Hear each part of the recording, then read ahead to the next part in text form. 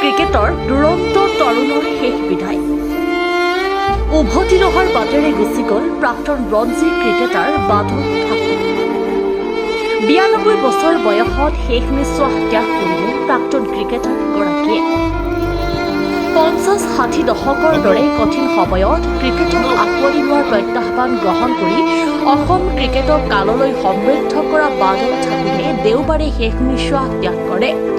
প্ৰাক্তন ৰঞ্জী ক্ৰিকেটাৰগৰাকীৰ ঘূৰি নহাৰ বাটেৰে গুচি যোৱা খবৰে অসমৰ ক্ৰীড়া ক্ষেত্ৰখন গভীৰ শোকৰ ছাঁ পেলাইছে। অসম ক্ৰিকেট সঞ্চালক গুৱাহাটী টাউন ক্লাবকে ধৰি বিভিন্ন ক্ৰীড়া সংগঠককে গভীৰ শোক প্ৰকাশ কৰাৰ লগতে শেষ শ্ৰদ্ধাঞ্জলি জ্ঞাপন কৰে।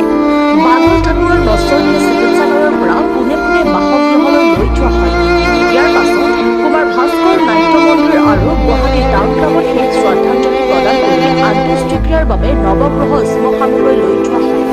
পৰিয়ালবৰ্গ আৰু শুভাকাংক্ষীৰ উপস্থিতিত আন্তঃক্ৰিয়া কৰা হয় অসম ক্ৰিকেটৰ দুৰন্ত তৰুণগৰাকীৰ। BCCIৰ সচিব দেৱজিৎ শইকীয়া বাদল ঠাকুৰৰ শেষ যাত্ৰাত উপস্থিত হৈ শেষ শ্ৰদ্ধাঞ্জলি জনোৱাৰ লগতে তেওঁ বিয়োগ অসমৰ বাবে অপূৰণীয় ক্ষতি বুলি উল্লেখ কৰে।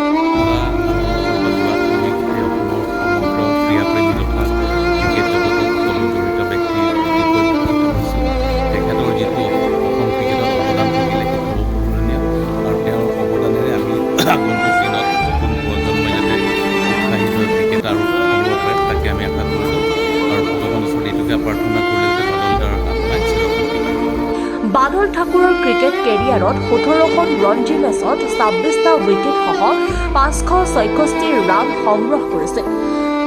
1992 পৰা 1993 ছিজনত উৰিষ্যাৰ বিৰুদ্ধে ৰঞ্জী ক্ৰিকেটত অভিষেক ঘটিছিল বাদল ঠাকুৰৰ। পৰৱৰ্তী সময়ত অসম ৰঞ্জী দলক নেতৃত্ব দিয়াৰো সুযোগ লাভ কৰিছিল ক্ৰিকেটাৰগৰাকীয়ে। 12 বছৰ ধৰি ৰেলৱে দলকো প্ৰতিনিধিত্ব কৰিছিল তেওঁ।